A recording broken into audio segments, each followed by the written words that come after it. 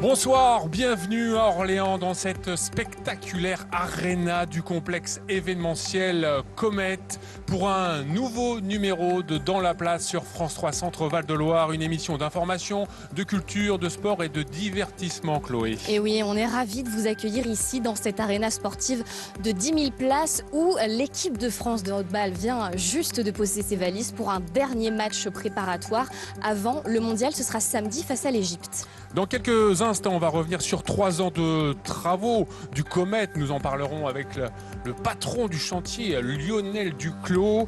On parlera de sport avec l'équipe de France de handball en préparation pour les mondiaux de Pologne et de Suède avec Nicolas Karabatic qui n'est plus très loin du plateau. On parlera de pâtisserie avec Sébastien Papillon et de musique avec Ivani, une artiste orléanaise. Vous connaissez l'esprit de cette émission, bien sûr, info et divertissement. Mais avant, c'est l'essentiel de l'information de ce 5 janvier préparé par la rédaction de France 3 Centre Val-de-Loire, le 3 minutes info de Marie Joly. Bonsoir, bienvenue dans ce 3 minutes info. À Bourges, dans le quartier de l'aéroport, 200 logements collectifs vont devoir être évacués à cause d'un risque d'effondrement, annonce faite hier soir par la mairie. Les habitants seront relogés dans les prochaines semaines. Les explications de Stéphane Daune et Pascal Montagne. Une nouvelle année 2023 qui commence mal pour les habitants de la cité-jardin de l'aéroport de Bourges. Le mot est lâché, destruction. Moi, je savais que ce bâtiment-là, il n'allait pas durer. Mais là, apprendre la nouvelle comme ça, et puis il faut déménager, on va dire, le plus rapidement possible. Je peux vous garantir que là, il faut s'organiser le plus vite possible, quoi. 350 logements dans cette cité de petits pavillons qui ont bientôt 80 ans. Suite à une étude demandée par le nouveau bailleur social, 200 d'entre eux sont susceptibles de s'effondrer. Ce sont des problèmes structurels qui sont liés en fait à la structure porteuse qui est en métal, qui a été ensuite remplie par du béton. Le métal se dilate, le béton ne se dilate pas, donc ça a fait des fissures. L'eau s'est infiltrée à travers ces fissures-là et le métal est maintenant corrodé. Des problèmes de structure qui s'additionnent à un manque d'entretien de l'ancien bailleur. Au final, les locataires subissent et s'organisent pour le relogement. Je vous laisse la liste des pièces à me fournir, c'est comme une demande classique. Un dernier diagnostic doit se dérouler jusqu'à fin février pour faire le compte exact des pavillons à détruire. Il va falloir probablement les détruire, ce qu'on envisage, et on parle déjà de reconstruction pour les locataires qui vont déménager mais qui reviendront dans leur quartier parce qu'en fait, ils se plaisent dans leur village, comme ils disent. Il faudra au moins 5 ans pour reconstruire le quartier et plusieurs dizaines de millions d'euros. En football, la Berrichonne de Châteauroux recevra demain à domicile le Paris Saint-Germain en 32e de finale de Coupe de France. Match prévu à 21 h, très attendu même s'il faudra compter sans Mbappé, Messi et Neymar. Cet après-midi, l'entraîneur de Châteauroux organisait sa conférence de presse d'avant-match. On l'écoute. La pression, automatiquement, il y en a toujours de la pression. Sur tous les matchs, il doit y avoir de la pression. Après, ça sera peut-être pas la même pression. Est-ce que là, ça va pas être plus de la pression de mal faire? C'est surtout ça qu'il faut occulter. Ce que je vais dire à mes joueurs, c'est se libérer. On a plus à gagner qu'à perdre, tout simplement, sur un match comme ça. Et je pense que c'est le moment peut-être de montrer les qualités qu'ils ont et que nous, on voit au quotidien, qu'ils le mettent au grand jour. Enfin, c'est une tradition vieille de 48 ans. Emmanuel Macron a reçu aujourd'hui à l'Elysée les meilleurs boulangers de France pour la traditionnelle cérémonie de la galette des rois. Parmi les invités, Hervé Baudet, un pâtissier de Château-Renaud en Indre-et-Loire. Il avait été sacré champion de France de galettes aux amandes il y a un mois.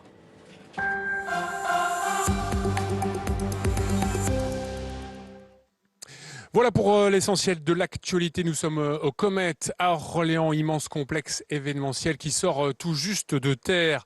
L'inauguration aura lieu dans 2 jours au Palais des Congrès. On en parle tout de suite avec notre premier invité ce soir, Lionel Duclos. Bonsoir, merci Lionel. Vous étiez le grand patron de ce chantier pendant 3 ans. Quel est votre sentiment ce soir, Lionel ? Alors, le sentiment d'avoir vécu une aventure fantastique. Comet, c'est avant tout une aventure humaine passionnante pour construire un ouvrage unique. Charles-Éric Le Maignan l'a très très bien rappelé ce midi, ce côté unique. Et ça s'est fait, ça a mobilisé plus de 3000 personnes au global sur 3 ans. Oui, plus un an de conception. Et vraiment avec un ensemble animé d'une même volonté de servir au mieux notre client. Alors on va parler de travaux, mais on va tout de suite demander à Nicolas Karabatic son sentiment quand vous êtes rentré dans cette salle. Vous en avez découverte des salles? Oui, j'ai joué dans pas mal de salles en Europe et quand je suis rentré dans cette salle, je me suis dit, la première chose que je me suis dit, c'est on n'est pas en France, parce qu'on n'est pas habitué à avoir des salles aussi belles en France en fait. C'est un compliment, Lionel. Magnifique compliment, magnifique. Et donc c'est une salle qui m'a beaucoup rappelé ce qui se fait en Allemagne par exemple. L'année dernière, on a joué en Hongrie, il y a eu 2 salles toutes neuves qui sont sorties de terre. Et c'est vraiment beau, surtout c'est assez symétrique, on a du public assez proche, à 360, assez proche, ce qui n'est pas souvent le cas dans des salles faites pour le sport. Et donc ça c'est vraiment sympa pour nous parce que le public est proche et un vrai partage. Vous avez hâte de jouer samedi contre l'Égypte, on va y revenir. Lionel, les conditions météorologiques, le Covid, la pénurie de matériaux, l'alternance à la gouvernance de la métropole, vous en avez connu des situations à gérer? Alors effectivement, ça fait partie des aléas. Alors il ne faut pas les prendre comme des fatalités, plutôt comme des obstacles à franchir. Alors, il faut avoir bon caractère comme vous. Hein, parce que... Oui, alors effectivement, mais bon, sinon vous vous laissez abattre. Donc à chaque fois, il faut s'adapter. Alors déjà, il faut anticiper.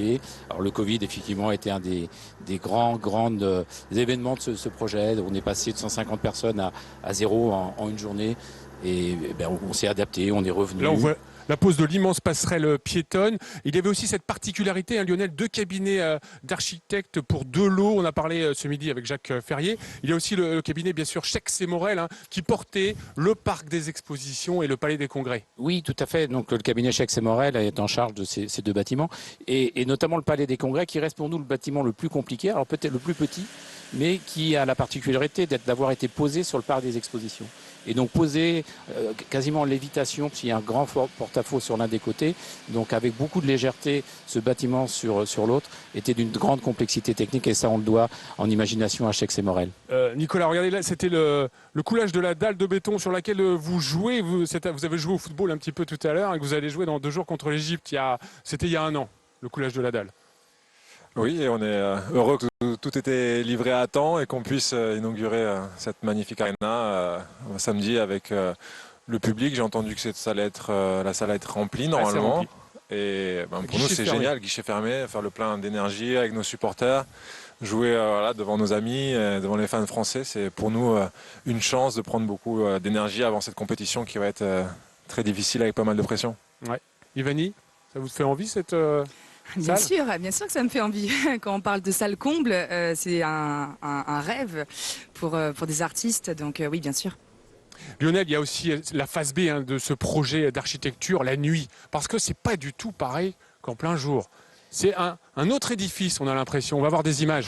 Oui, tout à fait. Les architectes ont voulu que cet établissement vive quasiment 24 heures sur 24, donc avec des façades extrêmement évolutives dans la journée en fonction de l'exposition soleil, et puis une dimension nocturne extrêmement affirmée qu'on en a présentée au public au mois de mai dernier, je dois dire avec beaucoup d'émotion.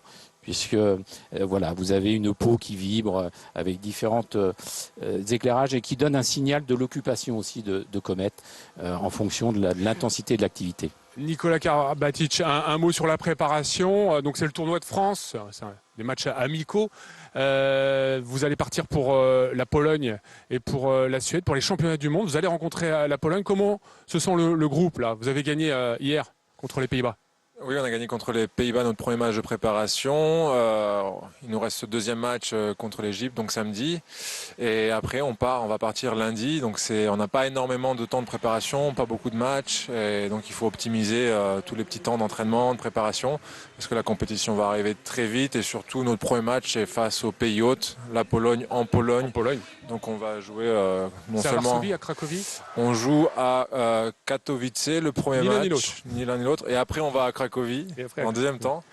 Et ouais, donc c'est une nation très sportive. On va avoir une salle pleine et le premier match, la compétition peut dépendre de ce premier match-là. Donc on est attendu. La Pologne, des grands volleyeurs, un peu moins handballeurs normalement.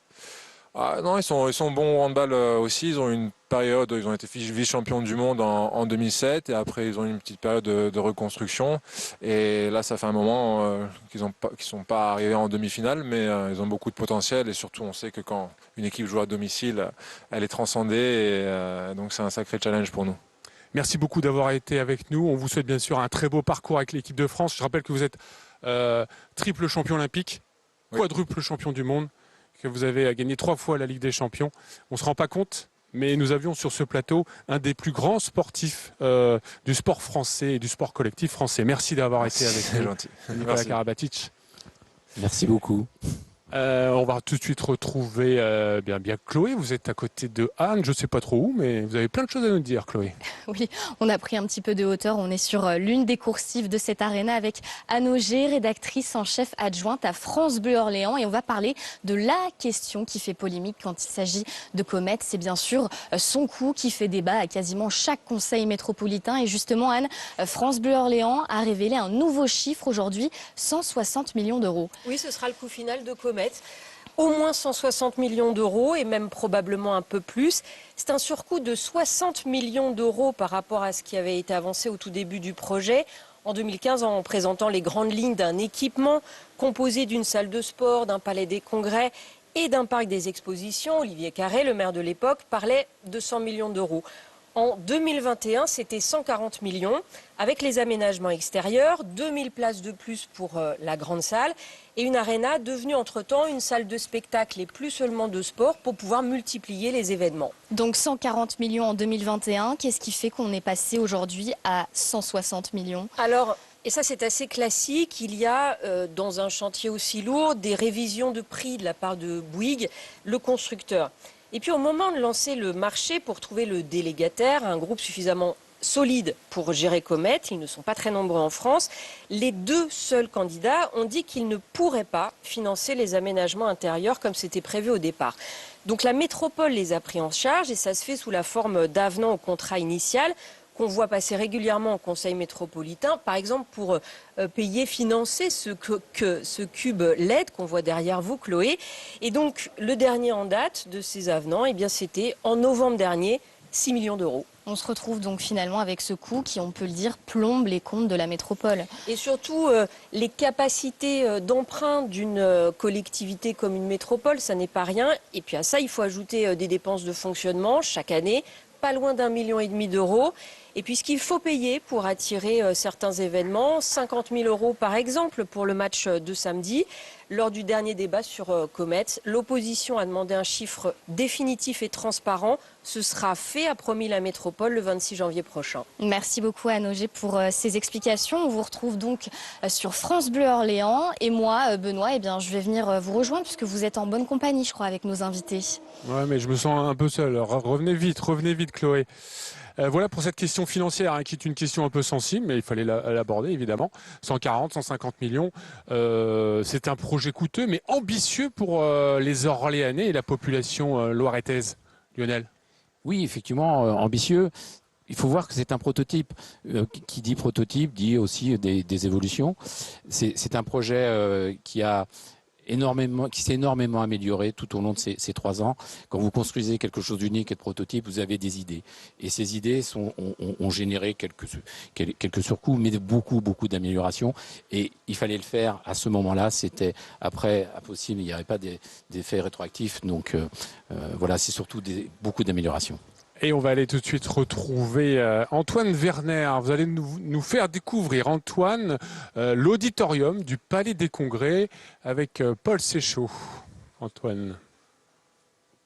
Oui, effectivement, Benoît, je me trouve avec Paul Séchault, le directeur en fait de Comet. On est un petit peu plus loin de chez vous. On est à l'auditorium ici parce qu'il y a plusieurs salles en fait. C'est immense ce complexe. Effectivement, bonsoir. Alors Comet, c'est un ensemble de 3 équipements, une arena, un palais des congrès, un parc des expositions, adossé au Zénith d'Orléans. Et l'ensemble de ces équipements proposera demain une programmation plurielle. Et bien justement, là, on a parlé sport avec l'équipe de France de handball. Ça, c'est pour l'inauguration de samedi. Qu'est-ce qu'on peut venir voir d'autre ici à Comet? Alors, on connaît tous la programmation d'un Zénith et cette année, elle sera à nouveau riche avec notamment Mathieu Chédy, de Florence Foresti. Sur l'Arena, vous en avez parlé, on aura de grands concerts puisque nous accueillons au mois de juin Michel Polnareff, mais également en octobre Big Flo et Oli, en novembre Soprano et Gims. Et ici, dans cette salle où nous nous trouvons, donc qui est l'auditorium du Palais des Congrès Comet à Orléans, cette salle accueillera tout au long de l'année des événements dits économiques ou de type scientifique pour y voir se tenir des congrès, des conventions d'entreprise, des soirées. On réunira effectivement ici des publics qui viendront travailler sur des sujets liés à leur filière d'activité. L'acoustique est super, ici on l'entend. Est-ce qu'on va faire un peu de musique? Alors, effectivement, vous êtes bien informés. On travaille avec l'Orchestre symphonique d'Orléans à faire quelques dates de l'orchestre ici, dans cette magnifique salle, sur ce magnifique plateau. Allez, donnez-nous 1 ou 2 exclusivités là, pour nous, pour France 3 Centre-Val de Loire ce soir. On va faire du sport. On va faire du sport à nouveau très probablement. Voilà, c'est en cours de confirmation, mais c'est très bien avancé. C'est un bon début, mais ça veut dire quoi? On fera du sport au mois de juin, très probablement. On aura une grande compétition internationale qui allez une dizaine d'équipes de volley-ball masculin, avec notamment l'équipe de France, championne olympique, et notamment également l'équipe du Brésil, par exemple.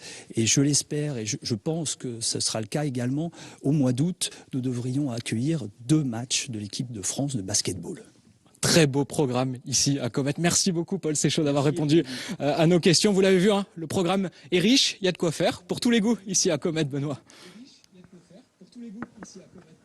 Ah ben, on a hâte avec surtout du basket et la star française montante Victor Wembanyama qui va donc venir ici à l'Arena. Merci beaucoup Antoine et merci à Paul Séchaud.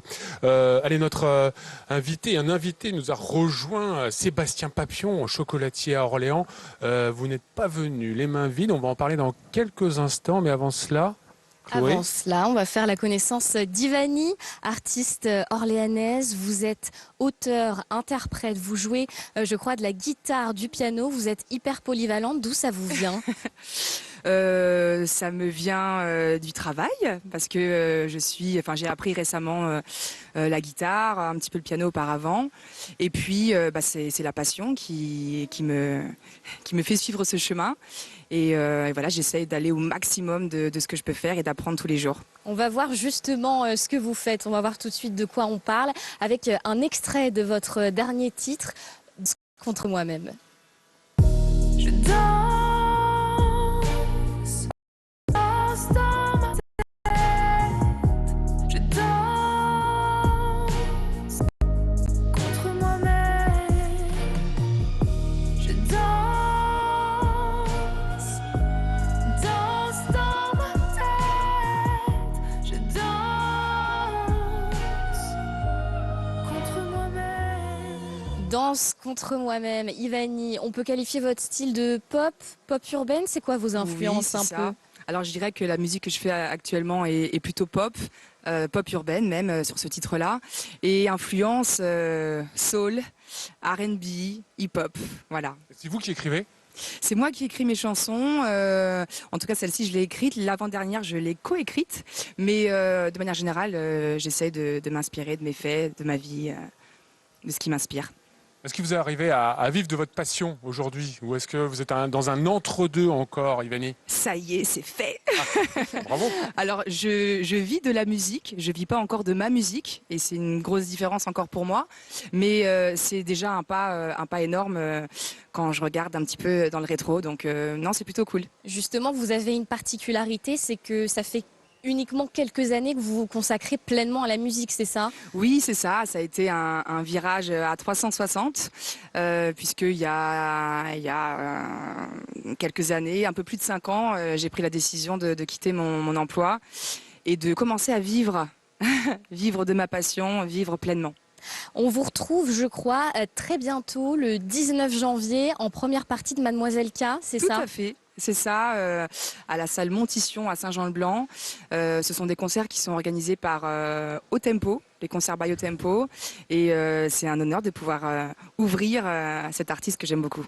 Eh ben, on vous souhaite bon courage. Excusez-moi, Benoît, vous aimez le chocolat ? J'adore les chocolats.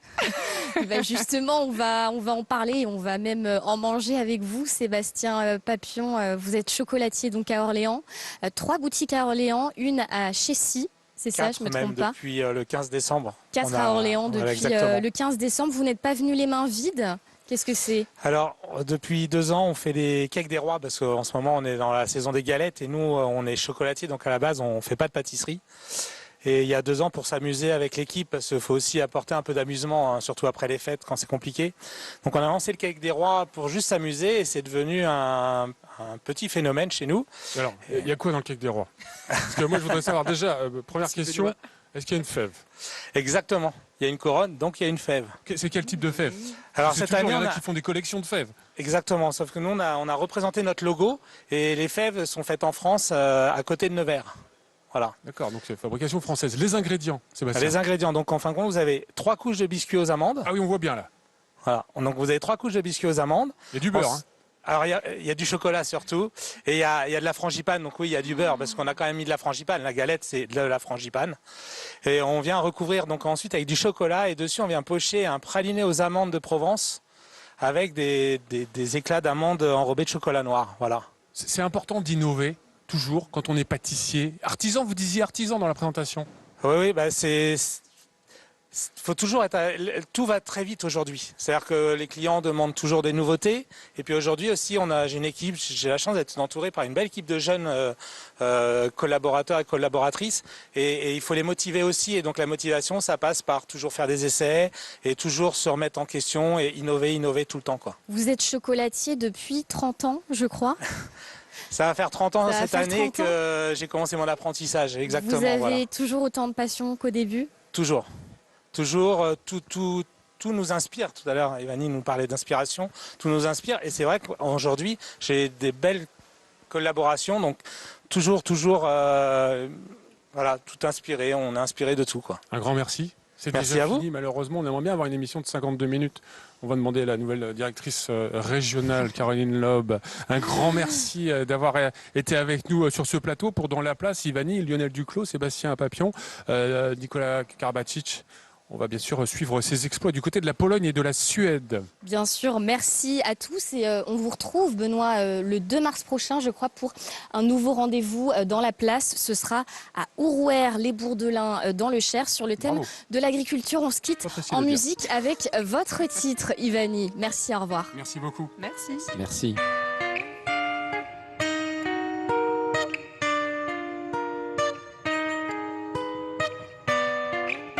Je me sens comme une gosse qui pleure, je suis moins la maligne. Je vais passer la magie, la folie des débuts qui animent. Aujourd'hui les idées sont derrière mon sourire. J'ai le regard vide, j'ai le regard vide. On m'avait pourtant dit ça ne sera pas si facile. Femme rebelle et fière, je vous jure j'ai rien vu venir.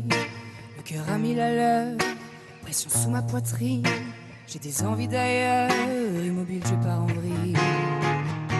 Je danse dans ma tête. Je danse.